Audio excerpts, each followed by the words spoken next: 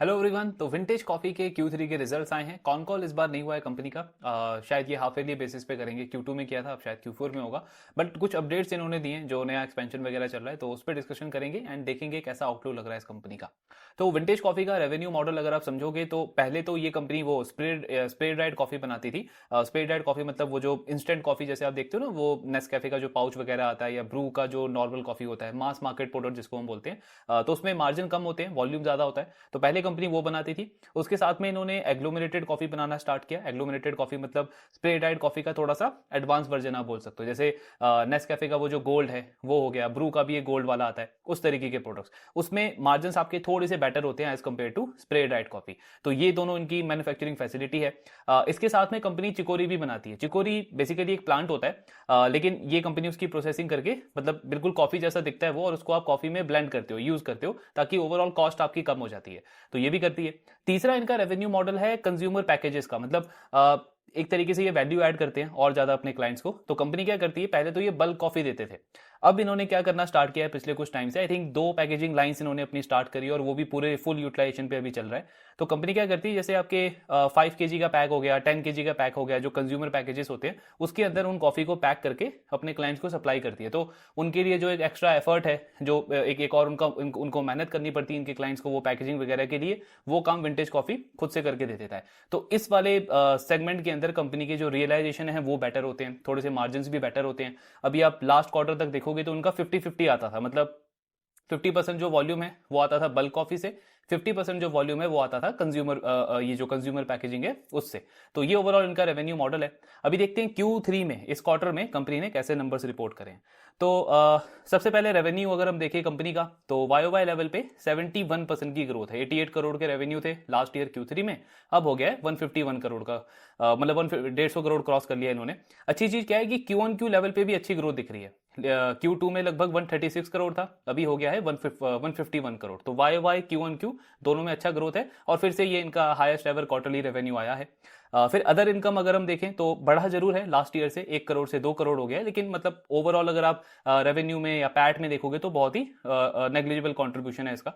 फिर cost of material company के increase हुए हैं, वाई लेवल पे मोर देन डबल हो गया है। इसकी वजह से आप देखोगे इनके ग्रॉस मार्जिन जो है पिछले साल थे 30%, इस साल Q3 में हो गए हैं 27%।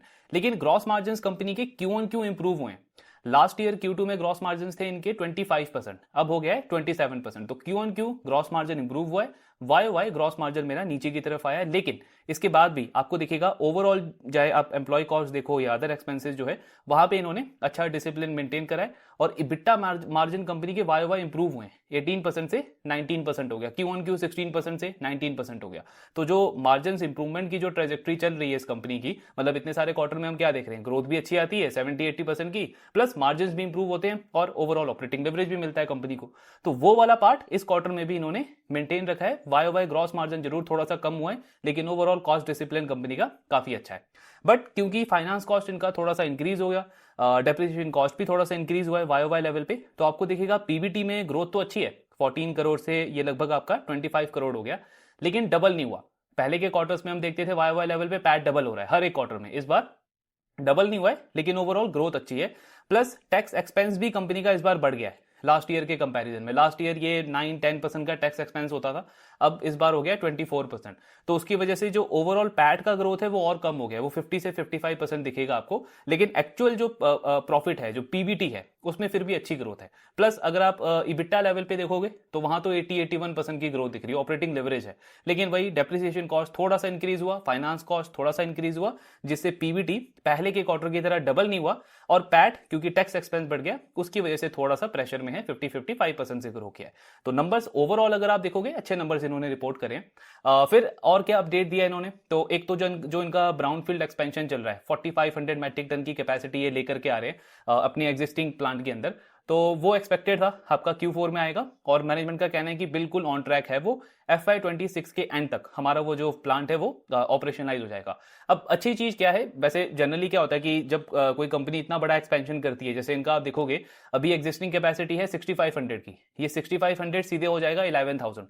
तो जब भी कोई कंपनी इतना बड़ा एक्सपेंशन करती है तो वहां पे थोड़ा सा रिस्क लगता है कि क्या डिमांड उतनी है कि कंपनी, मतलब वो जो नया प्लांट लेकर के आ रही है उसका यूटिलाइजेशन फटाफट बढ़ेगा। इनके केस में अच्छी चीज क्या है, जो मैनेजमेंट ने लास्ट कॉल में बताया था कि ये जो न्यू फैसिलिटी है, ये ब्राउनफील्ड एक्सपेंशन जो ये कर रहे हैं, ये फर्स्ट मंथ में ही 70-80% यूटिलाइजेशन पे पहुंच जाएगा एंड सेकंड मंथ में पूरा 100% यूटिलाइजेशन पे होगा। और ये कॉन्फिडेंस मैनेजमेंट को कहां से आ रहा है, क्योंकि इनके जो क्लाइंट्स हैं उन्होंने ऑर्डर ऑलरेडी कमिट कर दिया हुआ है।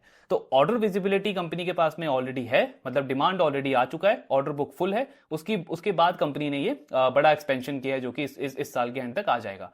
अब इसमें लगभग 45 करोड़ का इनका कैपेक्स जा रहा है और आई थिंक 150 करोड़ के आसपास तो कैश इनके बैलेंस शीट पे था, तो ये तो कंपनी बहुत आराम से फंड कर लेगी। फिर दूसरा जो ग्रीन फील्ड प्रोजेक्ट इनका आने वाला है फ्रीज ड्राइड कॉफी के अंदर। तो जैसे हमने समझा कि कंपनी पहले स्प्रे ड्राइड कॉफी में थी, फिर एग्लूमिनेटेड कॉफी में गई, अब ये आगे चल के प्लान कर रहे हैं फ्रीज ड्राइड कॉफी के अंदर। तो freeze dried coffee I think India में सबसे बड़ा जो फैसिलिटी है वो सीसीएल प्रोडक्ट के पास में है।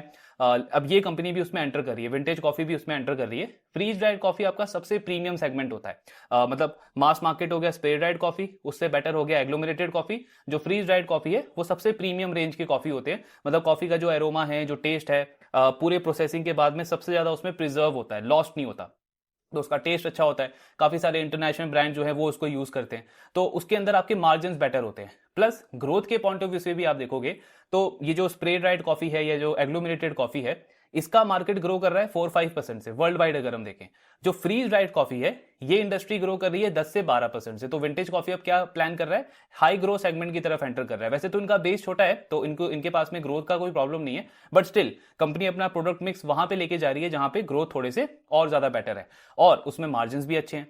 इस वाले बिजनेस के अंदर मार्जिन होते हैं आपके 16 से 18% के बीच में, ये स्प्रे ड्राइड और एग्लोमिनेटेड कॉफी में।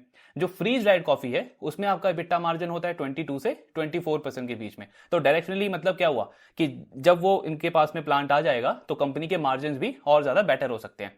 तो उसमें अपडेट क्या दिया इन्होंने, तेलंगाना में उनकी गवर्नमेंट के साथ में 1100 करोड़ का इन्होंने वो एक MOU साइन किया है। अभी 2 फेसेस का होगा वो। फर्स्ट फेज में ये आई थिंक 450 करोड़ के आसपास का वो कैपेक्स कर रहे हैं, जो इनका ये फ्रीज ड्राइड कॉफी का जो प्लांट आ रहा है, इसकी टोटल कैपेसिटी होगी 5500 मेट्रिक टन की।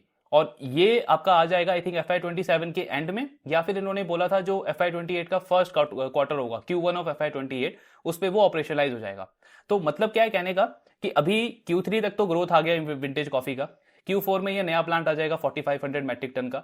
तो ये नया प्लांट इनको हेल्प करेगा पूरे FY27 में ग्रो करने में। मतलब अगला पूरा साल कंपनी बहुत आराम से ग्रो कर सकता है, 50, 60, 70% के रेंज में ग्रोथ इनका मेंटेन रह सकता है। फिर FY27 से FY28 में जो कंपनी ग्रो करेगी वो इनका वो फ्रीज ड्राइड कॉफी आ जाएगा, वो उनको हेल्प करेगा। तो एटलीस्ट अगला 1-2 साल का ग्रोथ के पॉइंट ऑफ व्यू से आउटलुक तो मतलब ठीक लगता है कंपनी का। नियर टर्म के पॉइंट ऑफ व्यू से हम देखें तो वो आउटलुक अच्छा है।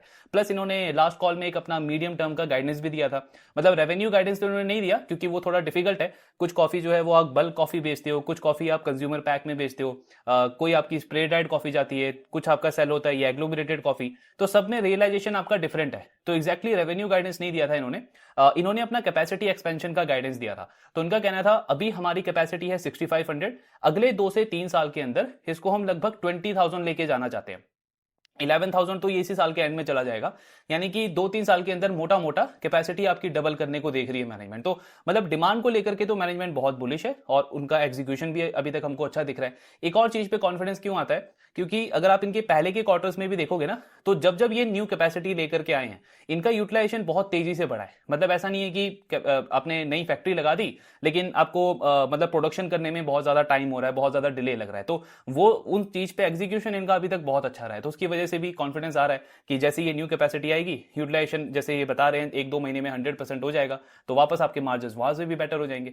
तो ओवरऑल आउटलुक अच्छा है कंपनी का। कॉन कॉल नहीं किया, अब वही है Q4 में वेट करते हैं कॉन कॉल का, लेकिन नंबर्स वाइज आप देखोगे तो काफी अच्छे नंबर्स इन्होंने रिपोर्ट करे हैं।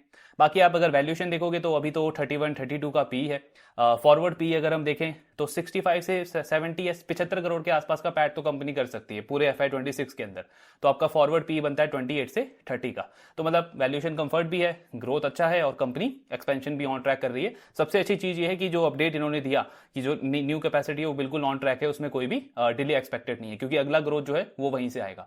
तो ओवरऑल ठीक है, डील भी अच्छी लगती है, ग्रोथ का मोमेंटम भी अच्छा है। बाकी ट्रैकिंग इसका कंटिन्यू रखेंगे। आपके जो डाउट्स हैं शेयर करते रहिए। Thank you very much.